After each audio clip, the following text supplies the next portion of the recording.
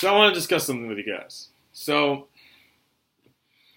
it's not Batman, it's not the Joker, it's not even Christopher Nolan, it's Vince Gilligan and Breaking Bad. And if you haven't realized, I'm wearing Breaking Bad clothes, sort of, kind of. Anyway, this is one of the most popular shows, I don't know if it's in the world, but what made this show so spectacular that every other show now is trying to copy what Breaking Bad accomplished. Even Better Call Saul is trying to copy what Breaking Bad accomplished. So what made Breaking Bad so good, and why was it so good? It was so good because it was about a hero becoming an anti-hero. And this, from what I know, was never really attempted in television. Not the way they did it. It was just, see, what's brilliant about Breaking Bad and Walter White is the fact that Walter White is just an ordinary guy. He's depressed, which is probably most of the American culture anyway. Possibly Canadian too, because apparently Canadians have the highest suicide rate, or at least Toronto does, which is crazy. But the point is that Breaking Bad did something that no other show had ever really done, and they did it phenomenally. Now, why did they get so much praise, and how did they get the praise? Like, how did they make their show so good? First of all, they didn't use any special effects. There are no special effects in that show. The problem with movies is you have a limited time sequence. Most films will last 2 hours, maybe 2.5 hours. 3 is pushing it. James Cameron's Titanic is 4 hours, from what I know. And if you get it on VHS, it was 2 films. Now, a movie like that needs an intermission, like Ben-Hur, or The Hateful Eight. See, if you think about it, going back to the olden ways is probably better than keeping up with modern day technology. Now, why is this? This is because we as humans would like to see reality captured on TV. We want to see reality captured on the stage. What made plays so powerful, and they still are, is the fact that it was showing real live events, and the viewer is not a viewer, they're a watcher. They're stuck in that stage, like they're stuck at that stage with you. They're like sharing the same moments. You're like feeding off the same sweat and spit, and just, it made it so much more lively. Like you were actually watching this death of a salesman actually happen, like it was actually happening. See, the thing about art is brilliant art takes you away from your everyday life. But what's interesting about Breaking Bad is Breaking Bad incorporates your everyday life into a show. Now, of course, you probably wouldn't do some of the drastic things that Walt does to become Heisenberg.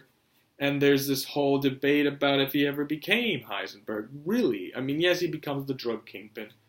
But did he become as gruesome as Tuco? No.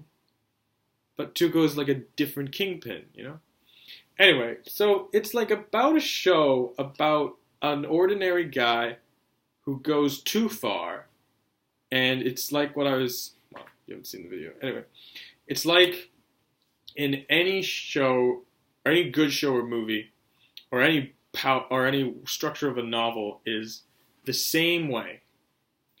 You have an event that you hit that you can't go back from. But what's cool about a show is it's like you're expanding the book. Like Harry Potter as TV. Like people would eat that shit up because it's like breakfast. They would love that because it's like everybody loves Harry Potter. I love Harry Potter. I'm wearing fucking Harry Potter glasses. I'm a fucking magician. That's a joke. But anyway, the point is, well, it's not really a joke. So it's like watching Harry Potter, but each season is a book. Now, granted, there are 7 books in the series, so there would be 7 Harry Potter seasons. See what I'm saying? So Breaking Bad is like a nice movie that you watch for 5 seasons. Now, I want to get something out there. Bryan Cranston and a lot of the other actors, at least Bryan Cranston mostly, talks about there being 6 seasons in Breaking Bad. There aren't 6 seasons. There's 5. Unless I missed a huge season. Now, they might have taken a break because of the writer's strike and whatever.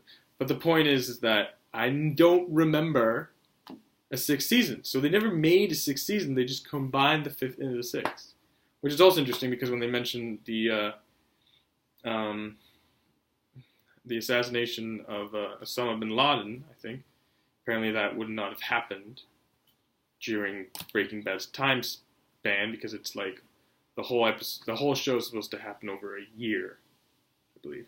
Anyway, the point is, what made that show so good is it captured reality. And as any filmmaker, editor, director wants, is they want to do the exact same thing. They want to capture reality. Now, I'm not telling you how to write the next Breaking Bad, because that would be me giving you my ideas. But I can give you a structure that should work for a show and a movie. So, let's start with a show. If you want to make a good show, you've got to grab the audience. Now, how do you grab the audience? You come up with something that they might be able to relate to, like a depressed high school teacher. Some of the population might understand what teachers go through. Most of the population should understand that teachers exist because they went to school. And it's like more personal. But let's not... We'll talk about Breaking Bad later, but let's try to like come up with a new idea. So let's say you want to write a show about a failed artist. So he goes about his life not caring what happens, not caring if he lives or dies, and every day he's putting himself at risk. He's putting his family at risk. Yada, yada, yada. He lives at home. He's 25. Yes, this sounds like me, but hang on. It's not just about me anymore. And somebody gives him a pass into a new way of creating art. You want to be the Joker? Go ahead. Here's your scene. But it would be like falling into like a sort of like Narnia, like a portal fantasy. Like there's this one person that's giving you this key. And this key is you getting to jump into other people's characters. Or even jumping into your own characters to understand more about yourself. So that would be the show. And how long would the show last? Well, you have to give the pilot first. And if people like the pilot, you write more episodes. If people don't like the pilot, you go back to the drawing board or you scrap that idea. Now for films, it's different. If I wanted to make my show a film, I've got to first decide if it would be better as a show rather than a film. If you made Breaking Bad into a film, it wouldn't make sense. Walter White's transformation into Heisenberg would be too quick and unbelievable. And not believable. Whereas in a show, you get to watch the process slowly. What we really strive for, in a way, is origin stories. But some stories don't have origin stories, like The Joker. Or other characters that just appear as them. There's no story as to how. Like Peter Pan, for the longest time, didn't really have an origin story. But now there's Pan, which is all about how Peter Pan became Pan and how Peter, whatever his last name was or is, was just a regular boy, technically, but he has a secret, like everyone has a secret. Anyway, so, in my opinion, my idea of this show where this guy can transfer himself to other people's characters, or his own characters that he's made, would be a show because it'd be more cool to explore, and what characters he'd get through, and how his reality would be countering his fantasy / other reality, because it's really two realities, but one is what humans would consider fake, because it's not real, but then you have to decide, is it actually going to be real, or is it all happening in his head, blah, blah, blah. What you don't want to do is you don't want to get like a very cliche ending, like, oh, it was a dream. The whole thing was a dream. No. Don't do that, please.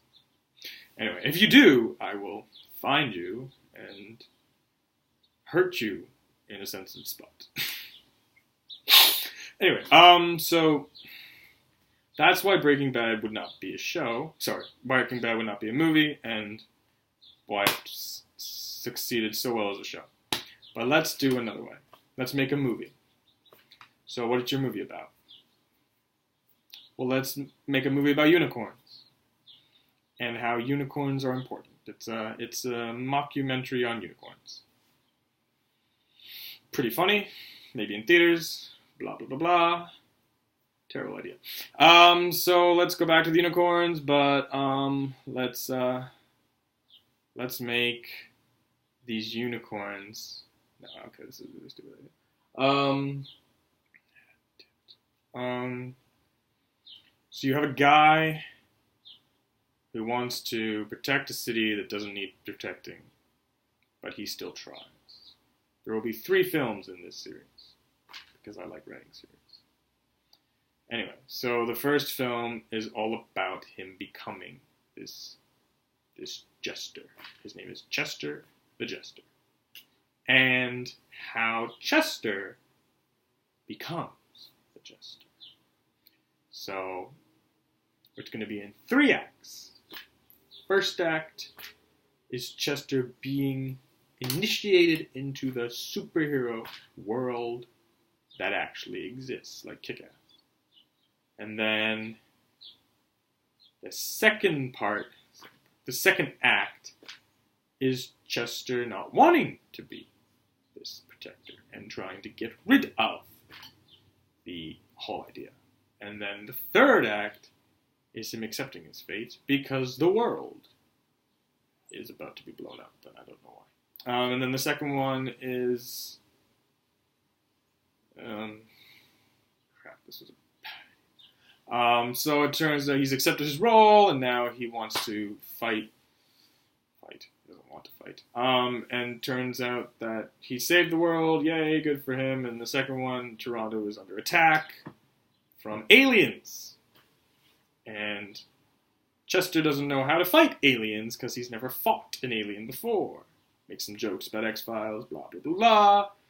And so the first act is him trying to fight the aliens and realizing that the aliens are more powerful than him. And the second act, because all the movies are going to have 3 acts, the second act is the aliens taking over his brain. And the third act is some girl who's madly in love with him is able to convince the aliens to give him up. And then the third movie, which is the grand finale, it's about Chester, the Jester, and Charlotte, the harlot. And how they fight crime, but are now criminals because Chester has seen the hero side and doesn't like it. And then the second act is Harlot is captured by this gang pin guy who wears a lot of makeup and calls himself the Defacer. And he's trying to deface Chester's girlfriend, I guess, Charlotte. And third act is Chester saves Charlotte and defaces the Defacer. Anyway, there you go. How to write a show and how to write a movie. God, I hope someone enjoys this.